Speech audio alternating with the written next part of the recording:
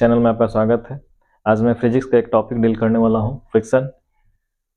Friction is a opposing force that opposes motion, impedance motion और relative motion. Impedance motion किसको कहते हैं? एक ब्लॉक हम ले लिए हुए हैं और इसके और इस ये जो जिस सरफेस पे रखे हैं वो सरफेस स्मूथ नहीं है, रफ है। तो यदि हम इसमें फोर्स लगा रहे हैं, मूव नहीं कर रहा है, फिर और फोर्स को बढ़ा दिए, मूव नहीं कर रहा है, फिर बढ़ा दिए, मूव नहीं कर रहा है, एक समय के बाद में वो मूव करने लगा। तो जब मूव नहीं कर रहा था उस समय वो कौन से मोशन को अपोज करना चाह रहा है? Friction force, that is impending motion. लेकिन अगर वो मूव करने लगा, जब वो मूव करने लगा तब जो है इस सरफेस और इस ब्लॉक के बीच में जो फोर्स लग रहा है, फोर्स ऑफ फ्रिक्शन लग रहा है, वो अलग फ्रिक्शन फोर्स होगा। ये अलग फ्रिक्शन फोर्स है। जिस समय ये स्टैटिक कंडीशन में है then it is static friction, और जब वो मूव करने लगा है, मोशन में आ गया है वो फोर्स लगाने के कारण, तो उस केस में जो फ्रिक्शन हो रहा है that is kinetic friction. Kinetic friction. और अगर इसी सरफेस के और इस ब्लॉक के बीच में एक लकड़ी का लट्ठा लगा दें, इस तरह से लकड़ी के लट्ठे पे अगर हम स्लाइड करवाना चाहेंगे तो वो इजीली हो जाएगा। यहाँ तो हमको बहुत ताकत लगाना पड़ रहा है उसको मोशन में लाने के लिए। जब मोशन में आ जाता है तो फिर जो है ये फ्रिक्शन थोड़ा कम हो जाता है। ये फ्रिक्शन सबसे ज़्यादा होता है, ये फ्रिक्शन कम होता है। लेकिन अगर हम रोल कर रहे हैं, अगर उस पर रोल करवा रहे हैं तो वो फ्रिक्शन और कम लगेगा। इसमें स्मूथली जो है मोशन में आ जाएगा, थोड़ा सा फोर्स लगाएंगे और वो मूवमेंट करना शुरू कर देगा। इसका मतलब फ्रिक्शन फोर्स तीन तरह का होता है: स्टैटिक फ्रिक्शन, काइनेटिक फ्रिक्शन और रोलिंग फ्रिक्शन। अब कौन सा फ्रिक्शन फोर्स ज़्यादा है? तो सबसे ज़्यादा फोर्स ऑफ फ्रिक्शन होता है स्टैटिक फ्रिक्शन, और उससे उससे कमज़ोर होता है static friction is greater than kinetic friction, kinetic friction is greater than rolling friction.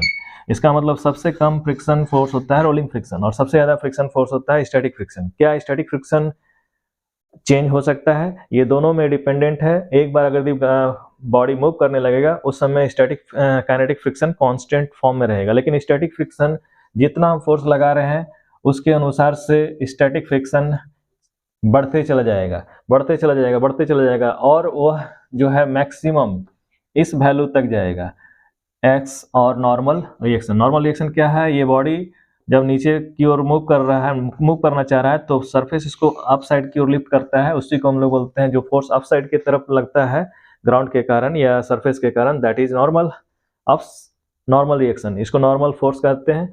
तो ये नॉर्मल फोर्स पे डिपेंड करेगा। इस पे बॉडी जो है ये मास mg नीचे की ओर है, नॉर्मल रिएक्शन अप साइड की ओर। तो force is equal to static friction is equal to हो जाएगा, force of static friction is equal to हो गया ये coefficient of static friction into normal reaction.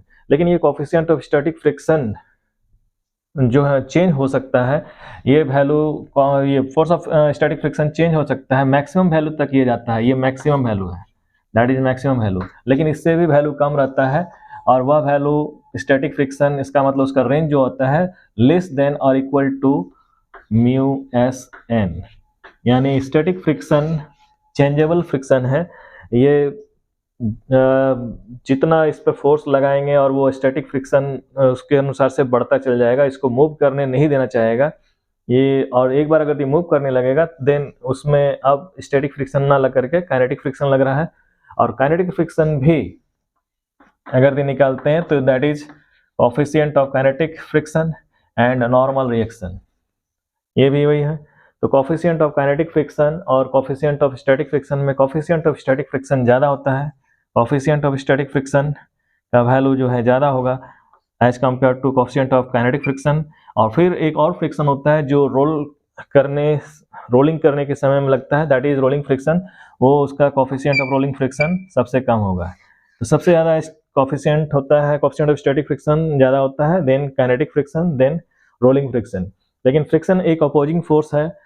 हमेशा यहाँ पे जो मूवमेंट होना चाह रहा है दैट इज इम्पेंडिंग मूवमेंट, यहाँ मूवमेंट हो चुका है दैट इज रिलेटिव मूवमेंट। इसके और इसके बीच में जो मोशन होता है वो रिलेटिव मोशन कहलाता है, और ये मोशन होने चाह रहा है, अभी हुआ नहीं है, इसलिए इसको इम्पेंडिंग मोशन कहते हैं, इम्पेंडिंग मूवमेंट या इम्पेंडिंग मोशन। तो इम्पेंडिंग मोशन के केस में स्टैटिक फ्रिक्शन, और रिलेटिव मोशन के केस में काइनेटिक फ्रिक्शन, और रोलिंग के केस में रोलिंग फ्रिक्शन लगता है।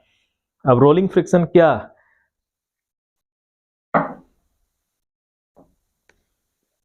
काइनेटिक फ्रिक्शन ये है रोलिंग फ्रिक्शन।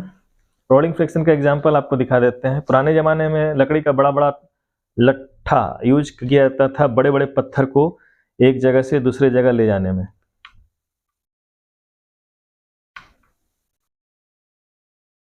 ये स्टेशनरी रख रहे हैं और इस पर देखिएगा ध्यान से, इस पर रख दिए हुए हैं और इसको पुश अगर करते हैं तो थोड़ा सा फोर्स लगा रहे हैं तो ये मोशन में आ जा रहा है, क्योंकि यहाँ पे यहाँ पे रोलिंग फ्रिक्शन है। रोलिंग फ्रिक्शन का वैल्यू कम होता है और इस तरह से देखिए आप, इस तरह से ये रोलिंग फ्रिक्शन है जिस कारण से ये मूव कर रहा है। लेकिन अगर इसको हटा दें, इसको अगर हटा दें तो अब देखिए, तो अब इस तरह से अगर हम इंक्लाइन कर रहे हैं तो ये मूव नहीं कर रहा है, दैट इज स्टैटिक फ्रिक्शन। और अगर हम इसको फोर्स लगा रहे हैं तो मूव नहीं कर रहा है, लेकिन जैसे जैसे हम फोर्स बढ़ाते जा रहे हैं वैसे वैसे स्टैटिक फ्रिक्शन भी बढ़ते जा रहा है, लेकिन एक समय के बाद ये मूव करने लगा और जब मूव करने लगा तो उस समय काइनेटिक फ्रिक्शन। तो इसी में स्टैटिक फ्रिक्शन, रोलिंग फ्रिक्शन और काइनेटिक फ्रिक्शन आपको बता दिए। रोलिंग फ्रिक्शन सबसे कम फ्रिक्शन होता है, स्टैटिक फ्रिक्शन सबसे ज़्यादा फ्रिक्शन होता है। अब इसका ग्राफ कैसे बनाएंगे?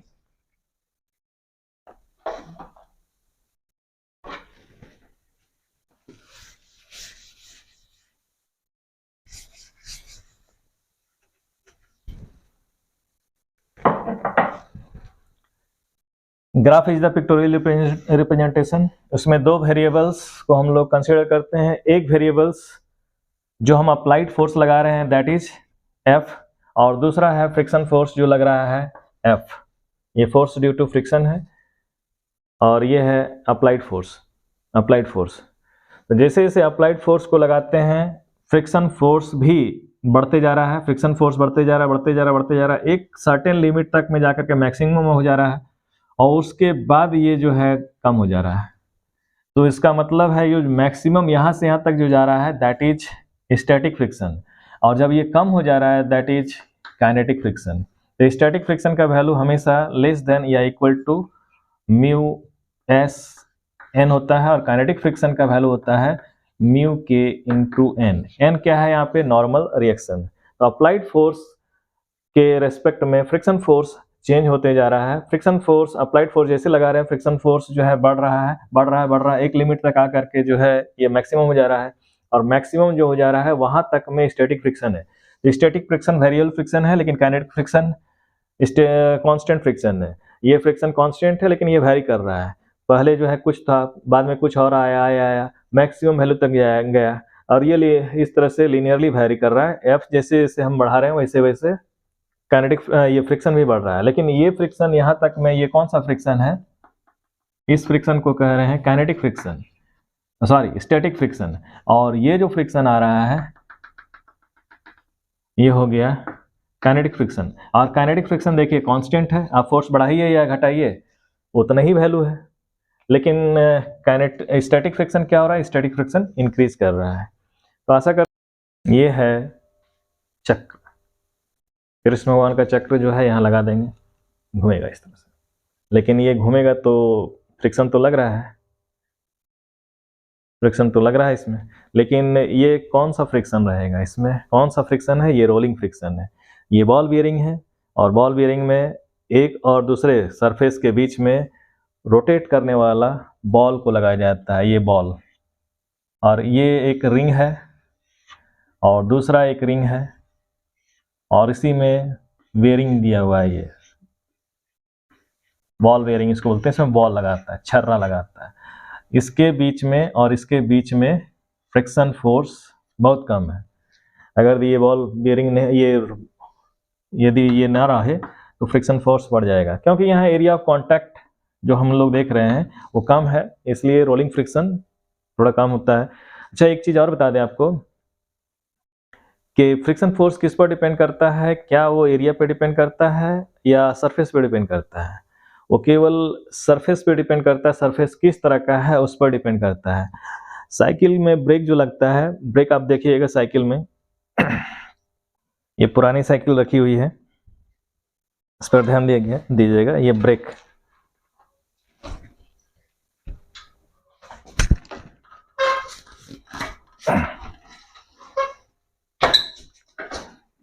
उठ जा, उठ जा। देखिए फोर्स का यूज करके हम इसको स्टेशनरी रख रहे हैं अब उसका सेंटर ऑफ मास इधर जा रहा है, ये घूम रहा है। ब्रेक कहाँ है इसका, ये घूम रहा है। अच्छा ये ब्रेक है, ये ब्रेक है, ये है ब्रेक, ये। अब इस पे अगर हम प्रेस दें ये काइनेटिक फ्रिक्शन, ये जो आता है ये स्टैटिक फ्रिक्शन है और वो है काइनेटिक फ्रिक्शन। अब अगर इसको घुमाना चाहें एक बार दबा करके तो देखिएगा जो बहुत ज़्यादा ताकत लग रहा है, और जितना ताकत लगा रहे हैं उतना फ्रिक्शन भी बढ़ते जा रहा है, दैट इज स्टैटिक फ्रिक्शन। लेकिन अगर ये एक बार में मूव कर रहा है, जैसे किसी तरह फोर्स में मूव कर रहा है और तब ये फोर्स लगा रहे हैं, दैट इज काइनेटिक फ्रिक्शन। तो स्टैटिक फ्रिक्शन और काइनेटिक फ्रिक्शन। अब इसमें ये जिसमें घूम रहा है बेयरिंग, वहाँ पे है रोलिंग फ्रिक्शन, ये रोटेट कर रहा है, वहाँ भी घर्षण बल है लेकिन है वो रोलिंग फ्रिक्शन। तो इसी में आपको तीनों फ्रिक्शन दिख रहा है, ये रोलिंग फ्रिक्शन यहाँ पे बेल बेयरिंग में, और ये जो है मूव कर रहा है उसको रोक रहे हैं, तो उस केस में काइनेटिक फ्रिक्शन। और अब जो है रोके हुए में अगर चलाना चाह रहे हैं, दैट इज स्टैटिक फ्रिक्शन।